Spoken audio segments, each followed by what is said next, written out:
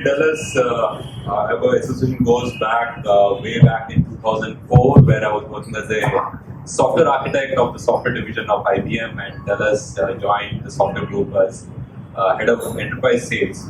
And post that, Dulles went on to become the Asia Pacific head for the IBM Commerce division, and now he heads the enterprise sales for Salesforce. Mitesh basically handles the top accounts for Oracle India and also the global accounts. And prior to that, he was a CTO of Oracle India. And Mitesh is an avid quizzer and a quiz master. He does a lot of. He's been a quiz master for a lot of national events as well.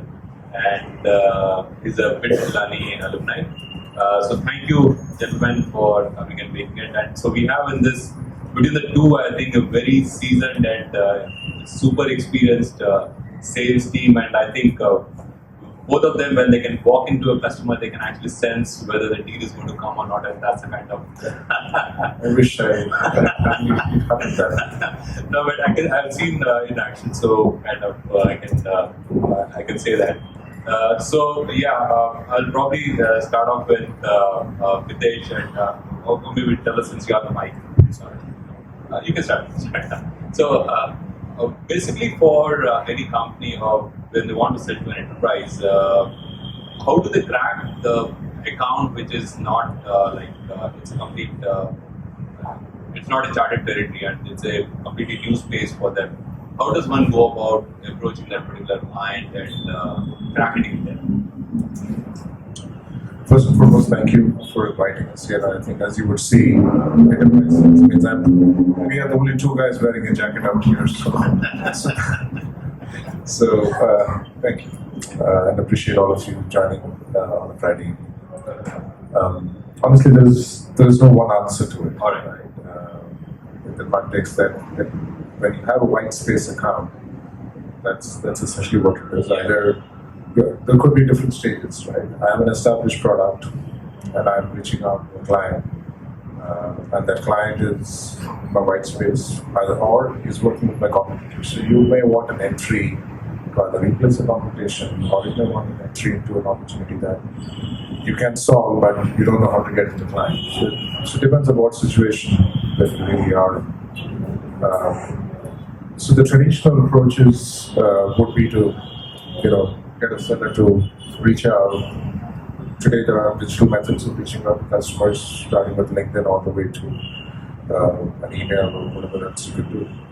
Or you may, and if it's a little more established, you will have your, sales engine, which is the sales development, business development engine, who can reach out, use digital tools or campaigns that attracts the client to talk to you, and then you engage, right? So, in essentially, the first discussion you would want to be in some way where you're addressing a hot button for his industry, because you probably don't know a lot about him, but you know something about that industry, which is a typical first step of research that any seller would do before you get into an enterprise client. Figure out a hot button that may be of interest to him, could be his competitor, could be the companies that they look up to.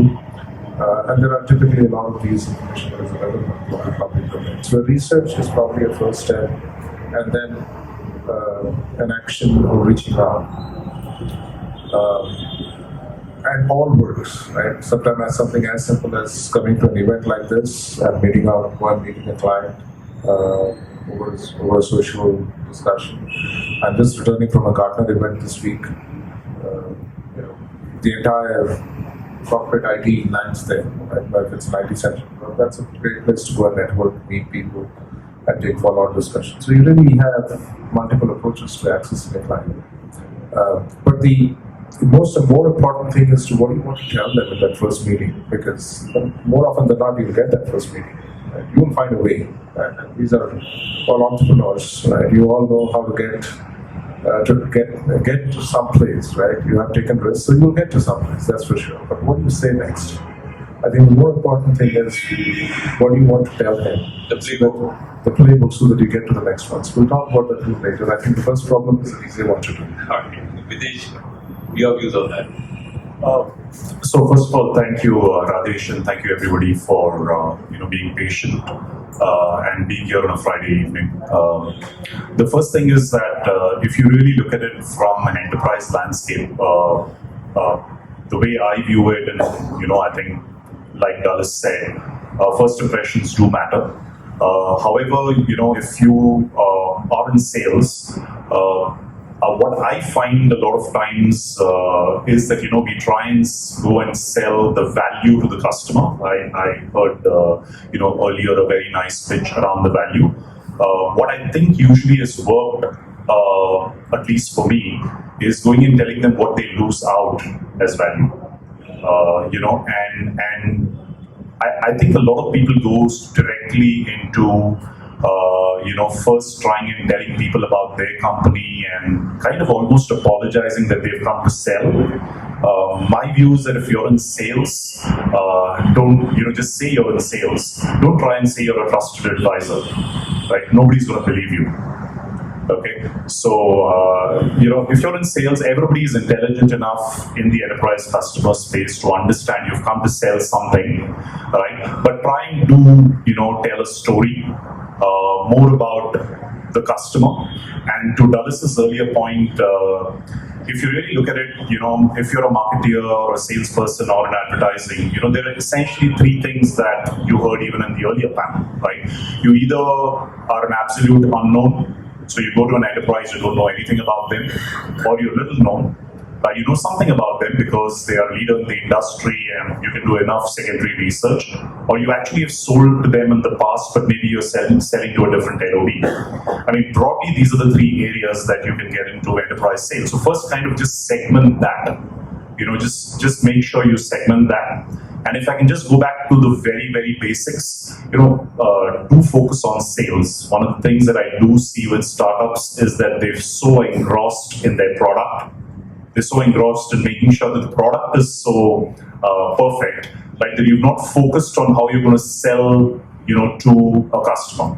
So loosely, I think the basics remain the same, whether you're an enterprise, you're selling to an enterprise, or whether you're buying as an enterprise. Sometimes, as a startup, you would have bought things, right? I'm sure to set up an office, maybe in the Beehive co-working space, or you would have bought some equipment, you would have rented, some cloud computing, and so on, and you would have done something when you bought something. Just put yourself in, what did you do to do that? And 8 out of 10 times you'll get it right. So they kind of position it, and what kind of, you briefly mentioned about the value they're going to lose if they're not going to go for the solution. So any further thoughts on or your views on how to go about setting the playbook for a startup when they are trying to sell to an enterprise? I think the first thing is that, playbooks usually work for a very short period of time in the current world. And despite, we thinking that there is, my experience has been that I think, far too often it's like, I heard a lot of earlier comments around whether things should be on-premise and, whether they should be on the cloud and so on and so forth. In the enterprise world, my experience has been that the customers really don't care about, where your computing occurs. But what they care about is how they go about doing it and what are the business outcomes they're going to get out of it. If you did it on-prem or you did it on the cloud, you did it on a hybrid environment, and there'll be perhaps more terminology that all of us collectively will, coin as we move along. Right? It doesn't really matter to them. Right, so if you went and spoke to someone in a line of business, and I'm sure all of us do, right? And I heard the founders of First Hive speak here, who perhaps go more and more and speak to marketeers. You very rarely would perhaps interact with IT, right? And even if you interacted with them, it would be because there was a security policy that you wanted to go around with, right? So the business guys don't care about the technology that you use. It's just that they perhaps read about a few things and may ask, do you comply to it? But you double click a little bit more, they really don't care, right? That's the first part. The second is, I do believe in this whole notion of homophily, if you've heard of it, as a buyer. A very simple example of that, when you're trying to sell to an enterprise enterprise, especially as a startup, is that as a startup, you go in as what I would call the really cool people who are supposed to know a lot of modern things, right?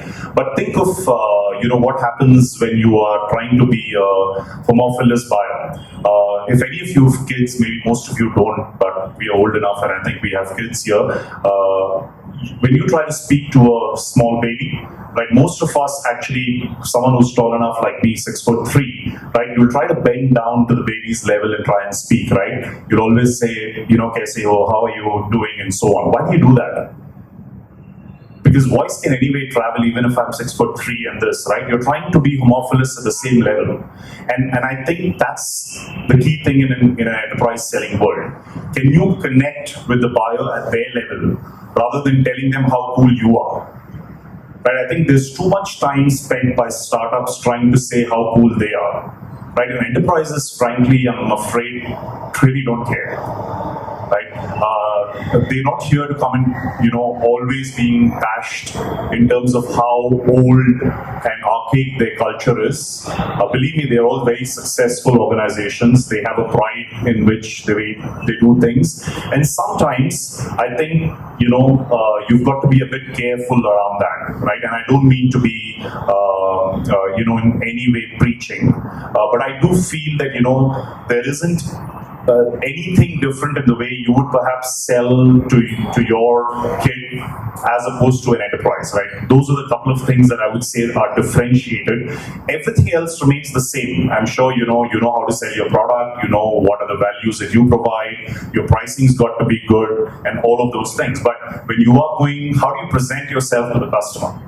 Right, that would be a couple of points that I would say I've noticed when startups go and pitch as well. Sure. So 2 points. One is basically understand the business pain point that you're trying to solve, and second is that speak in their language so that you're at the level almost on like level same level. So tell us what are your views on that? I think he's said most of it. Maybe one point which I would want to just add to is that, especially for startups, and then, I used to run the startup business at AWS prior to Salesforce, and then I had almost 23 years of enterprise selling. One point that typically startups miss out is appreciating the value of a seller. You mentioned that, and versus appreciating value of the product, right? There is a sale to be made, and in the process of selling, there's a point where you should stop selling. Right? You need to know if the customer is ready to buy. Don't say another word at that point. It's the time to close. So know when to stop selling and when to start closing. A lot of times, and I've seen this, the customer is great, he understands, he loved your product, shake hands with you. And then in that conversation, you utter out 5 different things. Oh, you know what? That's the problem, right? And then it goes downhill, right? So I think which goes back to think that comes actually with experience, right? That you open the statement saying you walk into an account and you know something. It essentially comes from a discussion. You are able to observe. It is a skill which, fortunately for sellers, unfortunately for others, it is an acquired skill, right? It is a sensory skill, right? It is not an AI skill, right? So I do think that value of that will only increase. Of course, there is digital sales and all of that will occur. But at the end of the day, in the enterprise, the strength of a warm handshake and the ability to close that with that is very powerful. People value that in the enterprise. So that's where the 20 plus years of experience of sales, 20 plus years of experience sales, that's where it's coming from. Great. So one of the things I think you guys have closed, I know I can say that multi-million-dollar deals over the years. So once you have identified an account, how do you kind of scale it to start with a 100K to a multi-million-dollar deal? Especially in the startups, we say that if it's a 1 million revenue, it's a good achievement, and after that, the next is 10 million, it's the next big achievement for them. And once they're 10 million, they're like Series B and ready for that. So from a startup perspective, 10 million is pretty big, and I know you guys have closed with one account only, you've closed like more than like quite a few $1 million. So how do you kind of start off with small beginning, and then how do you nurture that account? I think I want to ask both of you for the same question. So, first and foremost, you need to know which is a $1 million customer and which is not a $1 million customer, and that's nothing to do with the size of the client, right? Nothing to do with their business size or anything. Trust me, that some of the largest clients buy small, and I've seen startups doing multi-million-dollar deals with enterprises, right? So I'm sure you would know that as well. So it really has nothing to do with the size of the deal, has nothing to do with the size of the organization. It typically goes back to the value that we deliver and the conviction with which the customer buys into that. So the deal size is an outcome of the value you deliver at the end of the day, and the customer's conviction in their ability to get it done. So within that, now, those are words, right? Now, if you really think of breaking that down in the process of, you can land and expand. That's a perfect strategy to do, especially for a startup. There's no familiarity, there's no relationship. You want to get in. Land and expand is a perfect strategy. A free POC is a perfect strategy. Yeah, that was sometimes it costs, but it demonstrates commitment and confidence as well, right? Yeah, I'll show it to you. I'll get it done. Right? So, and then comes, but at the same time, there is a point where you need to qualify with the client. If I do this, do I have this? Don't be apologetic about asking that question.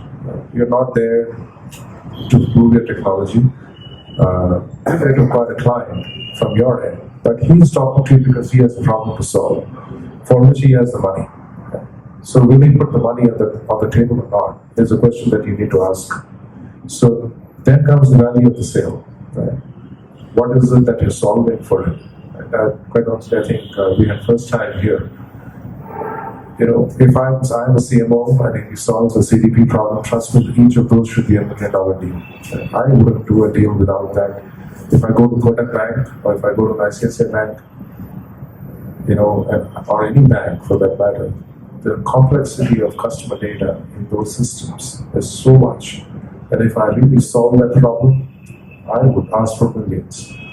Right? I would ask for millions. So that's the so you need to have conviction of the problem that you're solving for the customer. Of course, there is qualification and all of that comes into the process. So deal size is, you can grow to a larger deal size, you can establish value early enough and establish larger deal size. It really depends on the customer or the use case that you are in. I don't think a startup needs to worry about their size in the context of a deal value. Absolutely valid points with what Dulles just mentioned. A few things that I can add to that are look at the industry that you're selling to. I think industry classification is equally important. So he rightfully gave the example of banks, right?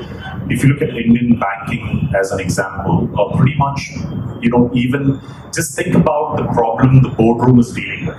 Right? I think instead of thinking about what technology you have, now whether it's a bank, whether it's a telco, whether it's an automotive, industry, think about what that CEO is going through every day. So if you were the if you were the CEO of, let's say, a public sector bank today, in the last 2 years, all that you worried about was NPA, right? Whereas your shareholders were worrying about growth. Right, your internal teams and your CFOs worried about, how do I make sure the cost of capital is okay? How do I make sure my cost to income ratio is low? And so on and so forth. So each of the business leaders or line of business leaders is a completely different thing that they're worrying about. Okay, and if you can address what they're worrying about, as Douglas rightly said, sky is not the limit, right? You can go and ask for that money if you're really solving that problem. And most importantly, the value of showing something versus the value of saying that you will show something is completely different. And we've seen it in several sales cycles where I've seen deals become multi-million dollar deals only because of the fact that we went prepared for the problem that we want to solve, and we're able to demonstrate that. Do MVP. Right, just do an MVP, go with a point of view. I think far too often people don't go with a point of view. Right? I think boardrooms, CEOs, business leaders all love a point of view.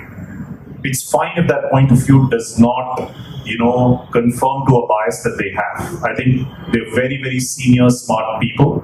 Far too often we are trying to patronize them in a meeting, agreeing with whatever they say. It's not required. You can be polite and still disagree and say, no, we believe that the world is moving in this direction.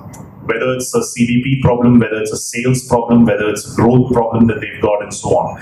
So in my mind, my point is that you don't need to just do land and expand. You can do expand and expand more, right? And I call it new and expand. And one final thing is, the value of relationship. Try and value of relationship in our own personal lives. I always draw from personal lives, right? You better have a good relationship with your spouse, your girlfriend, or whoever, right? Or boyfriend, whatever your choice is. It's immense value. It's the same thing with your customers, right? The second thing is that if you want to grow stuff, deliver what you've promised, right? Any amount. I think enterprises are especially intolerant of, slight bit of under-delivery.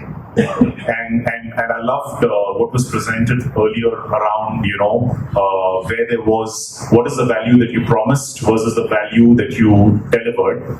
And if you can invest a bit in measuring that upfront, right, I think, you can do these really large deals and grow them even more and have that client for life. That actually takes to the next question. So one of the things is basically. You want to speak? No, that's started. Yeah. So one of the things that the question is around value, what the client has perceived versus what you want to deliver, and that kind of correlates to the pricing. Now, this has been one of the very most important question for any startup. How do they price their particular product, and what are your advice on that? How to kind of gauge that particular aspect? So I'm going to start with you and then ask. So I'm going to be a bit provocative here, if I haven't been already. I'm going to say that, far too often we feel that if you're a startup, most enterprises, I think there's a enterprise 1.0, 2.0, 3.0 of how they dealt with startups.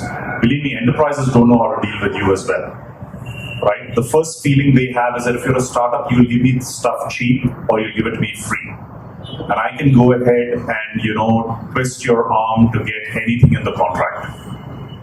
Okay? I can tell you that, and that's why I'm saying I'm going to be provocative, don't give away anything free.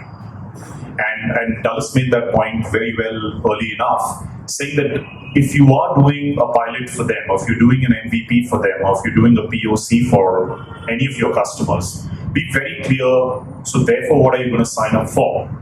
Let's decide the commercials up front. So that's what I would do, and that's what we always do. I tell my teams very clearly, if I'm going to an executive, I tell them, look, I'm willing to invest whatever amount of money. We can do a 3-month pilot, but let's negotiate terms and conditions, price, that what will be the steps after this that will mean that I can, finish this. Are you going to go ahead and do pilot with other competitors of mine? Right? Do you really have the budget for this? So in my mind, it may be a flippant statement, but price is just a number. Okay, it's the value that you can go ahead. So if you can just think about this, if you can go ahead and save a company 50 crores, right, in a fiscal, and you're solving a problem that saves them 50 crores or adds 50 crores to their bottom line, what do you think they'll be willing to pay you? right? They'd be willing to pay you a significant amount of money, right? But if you were willing to, if you solved the problem and they could only save 2 crores, what do you think they'll be willing to pay you? Your pricing is a determinant of that, right? As opposed to, let me price it this way because somebody else, if you were the first in the market, that's when you have these problems of pricing. Otherwise, you tend to try and price against somebody else, and that's also not a great strategy, right? The other part is, obviously a subscription model versus in the cloud world, everybody wants a subscription model. My view is that, most CFOs know how to handle, there's this false feeling that if a CFO invested in capex, they can depreciate it, and therefore they make more money, and the organization saves money. Just go back and do a little bit of basic finance learning for non-finance people if you're in sales, right? There's no such thing. If you just went and read Indian laws around finance today, OPEX can be converted to, and subscription can be converted, and you can write down that value in your books as well, right? It's just about investing a little bit more time around that process to understand how you do this, right? Think about, as I said, to me, the bottom line always is what's the customer getting out of it, and therefore what percentage do you want to get out of that? That's my simple mantra. I really don't have anything more to add. Unless you're dealing with Reliance. So maybe there are two discussions of pricing here. One is, of course, when you're selling a product, you have a value that you deliver, and hence what is it that you can get from the client. But there is another problem to solve, which is standardizing pricing, right? When you build a product, you also need to think that you can't price to a customer at scale. Right? You have to price to your product in a way where it should solve a majority of the use cases. And in some way, in most of those use cases, customers should be able to derive some value. So what is it that you're going to price on? Right? It can't be a services-led approach. It can't be just some value of money. I think you need to standardize that, because as a software product company, the expectation will be that client A will talk to client B. Referral client advocacy has a very strong value in B2B sales. So you want an advocate A, when you talk to advocate B on pricing, they will talk, trust me, for all confidentiality, they will always discuss price. Right? So you need some mechanisms to be available, where people understand that this is how they do things. Right? So that's a problem you need to solve a little early. Right? And trust me, not even the largest corporation with the longest history in software pricing has solved all the problems. Software pricing fails in many use cases. So in such cases, then you find out mechanisms to, take that use case out and solve it differently because they're large enough. If they're not, you don't want to address that opportunity. You clearly say that I can't address that opportunity because this is where my software pricing model is, and I walk away from that because it doesn't establish value for me. So I think that's a problem that you need to, really work on. There are experts in this area in terms of what is my subscription model? It cannot be just a fixed fee. So you have to solve for that for the long term. Because your growth in that account will also be established based on that initial pricing that you've done. So they will always use that as a benchmark. So when you price something, build locks around, don't give it away. Right? Build some locks, right? Which has to be opened by the customer, and you have the key to it when the growth comes in, when the success comes in. Right? So I think those are other aspects of pricing that you need. One is the sales aspect of establishing value. The other is the pricing aspect as a software company. How do you standardize pricing? It's a complex problem. The last question is around the governance. How do you kind of ensure that there is the right methodology or practices for right from lead generation to identification, nurturing that lead to sales conversion? What best practices would you recommend for the maybe I'll start with governance of the sales process. So, it depends on the scale, right? When you're starting up, a lead is a lead, right? And how it comes. You really don't want, if it takes 200 calls to get your first lead, so be it, right? It really doesn't matter. But of course, as you mature, as you grow, as your teams and businesses become larger, your teams become larger and younger, you need to establish governance in the context of what is the input metrics that you want to measure that will impact an output metric. So it's if the mental model that typically I would use, that what are the input metrics in that stage that impact my output metric, and you be maniacal about that input metric and measure those, right? The output metric is actually a trailing indicator, right? It's a success of a sale, revenue that you generated. It's too late, right? Once you landed there, it's, if the outcome is not positive, it's too late to change. So focus on input metrics that drive governance so that the output increases. Now, does the input metric mean in that particular stage of your startup's scale, is the outbound calls the right input metric to do? Or a digital campaign that generates higher click-through rates, is that a metric that I want to see, right? What is it that will succeed? Which generates the volume, which generates an interest, and that will go and impact finally having a qualified lead which converts for you, right? So I think that's an output metric. So the conversion rate is not necessarily, to me, a great metric to follow. It is input metrics, which is in creating the volume, following that process, which has 2-3 milestones, the right stage at which you would measure qualification before it moves to the next step. Before I do a POC, I would want a governance process because I'm going to incur cost, right? So I will establish a set of input metrics that I'm saying, if I don't have these things clear, I don't want to cross over to the next one.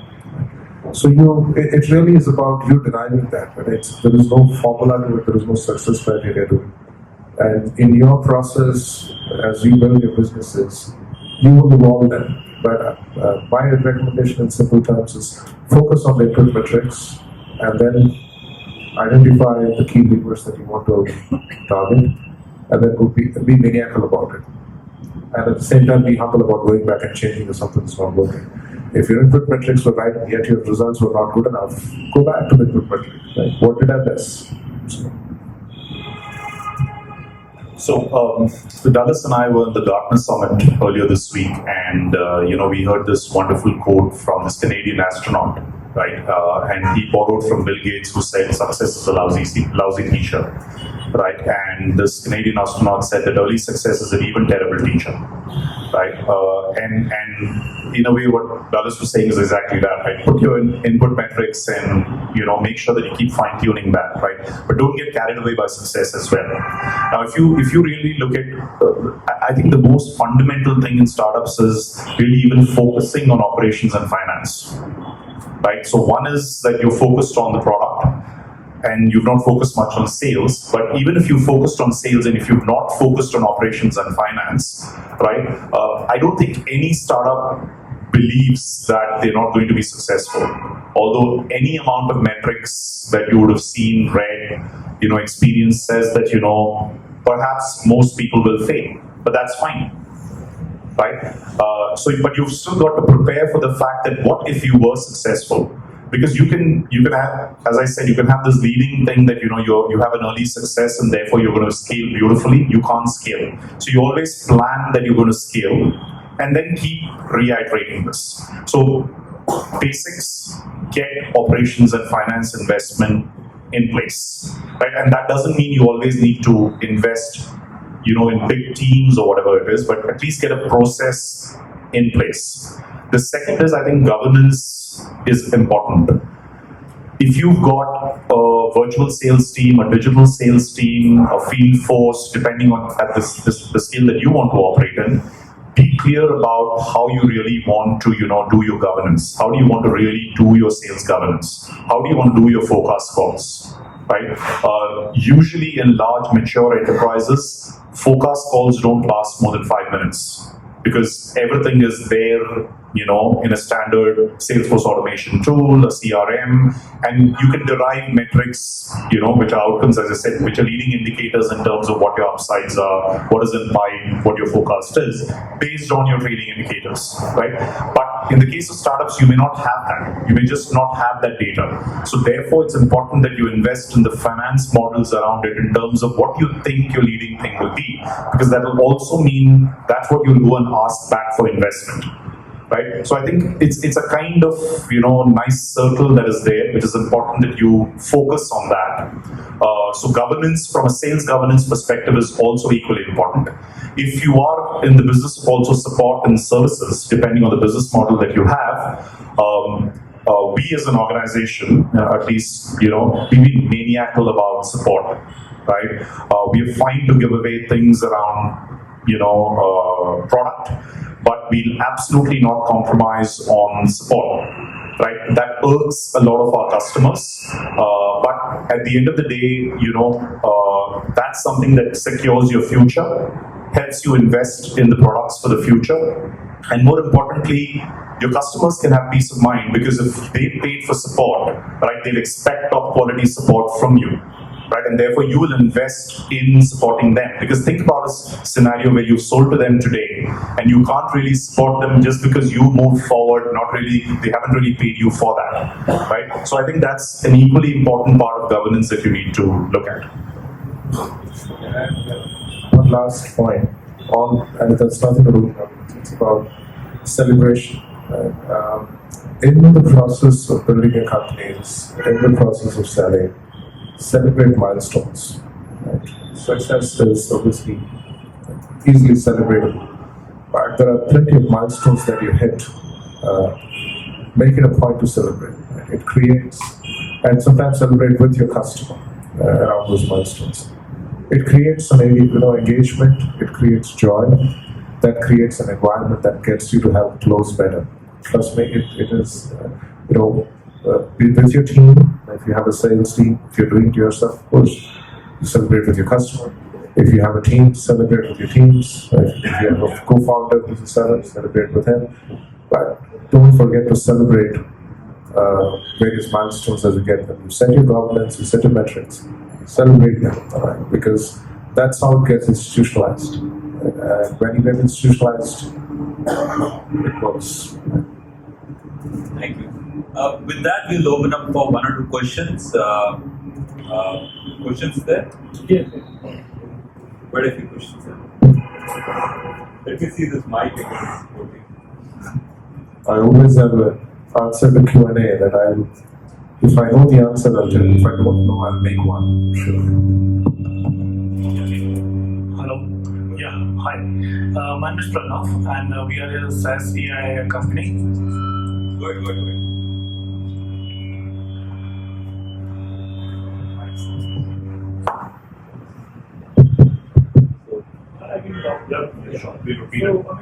Thanks for the presentation, for really good insights. I was into enterprise sales in an enterprise company called Oracle when I was in job. So I get have a idea of both the sales and startup as well as enterprise.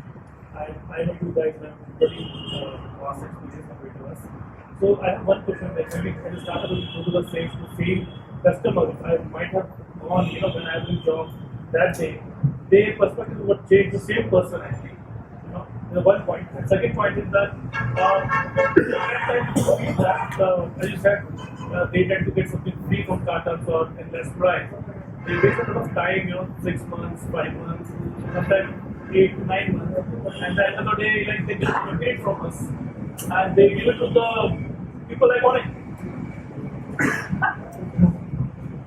Okay. Because you have built a relationship. I don't know how many of you heard that question. Okay.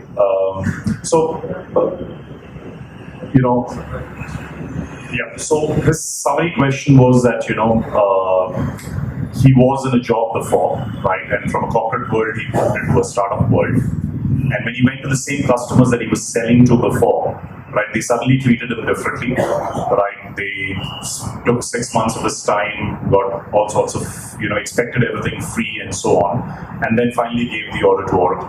right? Is what he felt, or like companies like Oracle, right, or Salesforce, right? So interesting question. The first thing is that here's something that the CIO of HDFC Bank told me, right, when I moved from being the CTO for India into a sales role, and you can see it was fairly a non-linear progression, right? You wouldn't expect that from someone who does products, product strategy, product management, solution architecture into sales.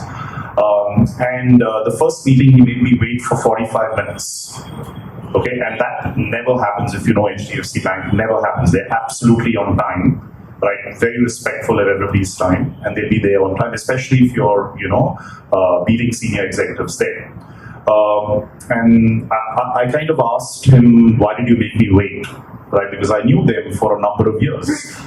And he said it in Hindi, if I can, use that. He said, "Jo topi pehen ke aoge, usi topi pe aapko dekha jayega." Right? So he wanted me to understand that sales is not the same. You have respect as a technologist in an organization, but you've got to, develop respect, as a salesperson. So really, my answer to you is that, past success means nothing, right? You may have had a relationship in the past.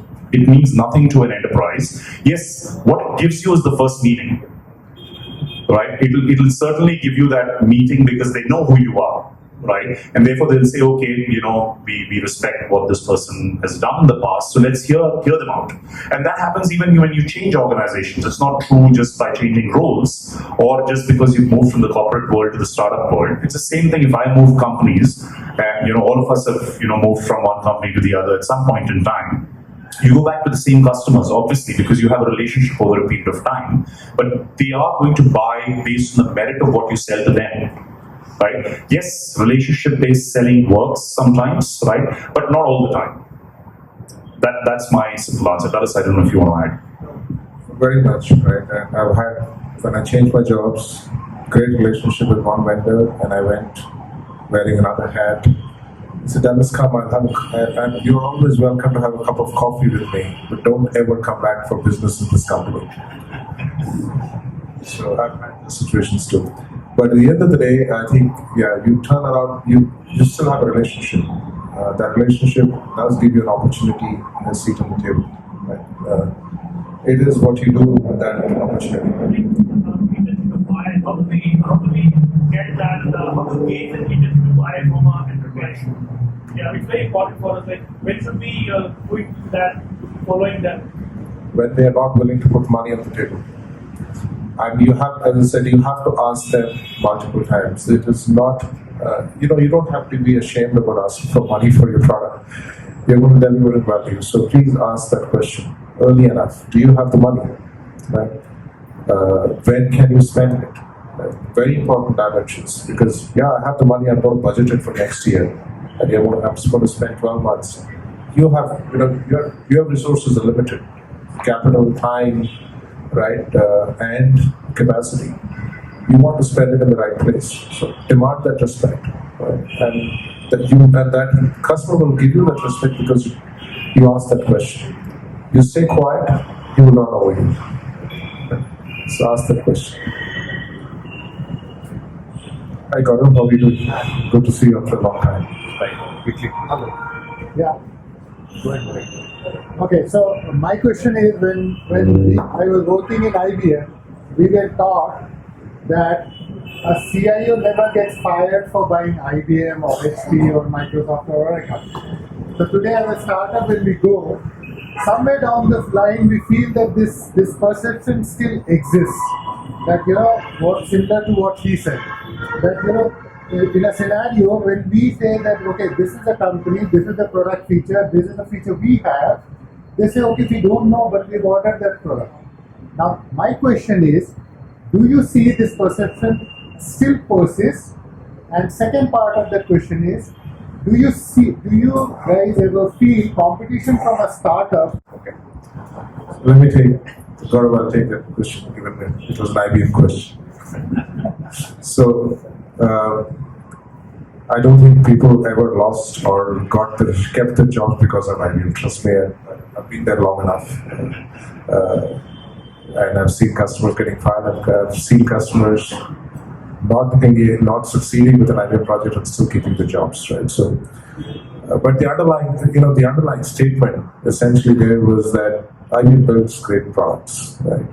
It was not so much about taking an easy decision. It's about the reputation that they build over a period of time, and that is in some way a sentence for advocacy around what they built. Right? So that is what it was. Today, right, at the same time, in the context you said, how has it changed? Quite a lot, right? And what has changed today significantly is the fact that technology spend is bite-sized on account of cloud.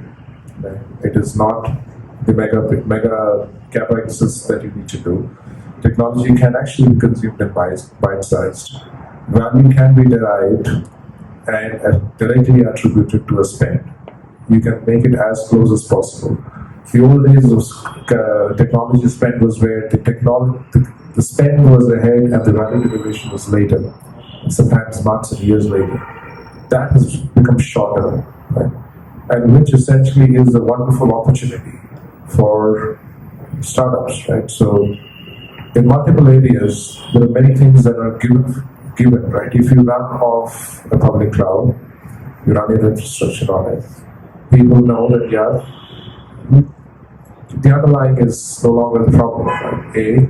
Two, you don't need to start with that spend upfront, and I can start with them, spend on that and go on.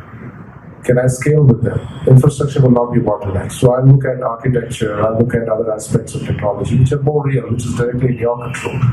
So if you ask me, today is the best time for a startup to sell to enterprise. Absolutely the best time. More importantly, startups also believe, the IBMs of the world, even though they have sometimes the best of technology, you know what, I don't want to be seen that buying from IBM. If there is a startup I want, because that's a more cooler thing to do. There is some of that aspirations as well, because boards are asking, what are you doing with startups? It's a very valid question, and trust me, in the enterprise sales, I've seen this. A CIO or a technologist, typically his office, is looking for some form of engagement with startups because it is associated with innovation, right? It's not because the startup is cool, it's also because the work that you do.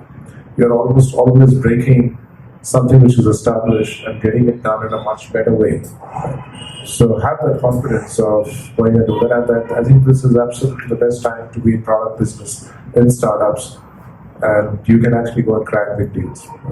So good luck to you. So just I'll address both parts of your question. The first part is that I think I haven't come across a CIO in the last 5 years who has this notion. Okay, I think it's more fear of the unknown, and which is why I think you may have seen one underlying thing that I think Dulles and I have been saying for the last few minutes, right? Which is that don't undersell yourself as though a startup means you're going to be unstable. I think that's what they fear, right? That what's your purpose of being a startup? Are you there just to get your valuation and then you won't exist tomorrow? Then no enterprise is going to bet on you. That's the fear. The fear is not that they have to buy from a startup. They any day buy from a startup because it gets them the attention of the board, as you rightly said. And attention is the new oil, not data. Right? The second part of this entire thing is that they know that as much as they'd love to get technology, if we could give them the same flexibility, agility that they could get from you, right? They perhaps still go with the established organizations for the reason that you mentioned, but not otherwise. Right? And obviously, that's not going to always be possible.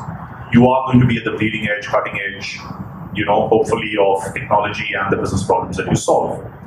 The second part of your question is, do we compete, with you folks all the time?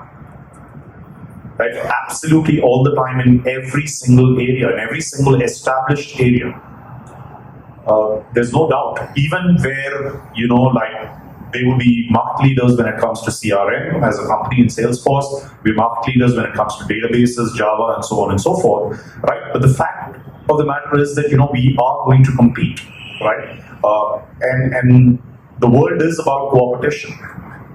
So more than anything else, at the end of the day, there will be areas where startups will compete. You'll hear Gyan from the likes of Dulles and me, as though we know everything, right? But the fact is that, all of you are experienced in that, or even if you're just fresh out of college, that doesn't matter. It's finally going to be what value you bring in. And as he said, I think there's a lot more acceptance of startups in boardrooms. Yeah. That we are running from. Thank you, Mitesh. Thank you, Dulles. A big round of applause for Mitesh and Dulles. And a round of applause for all of you guys.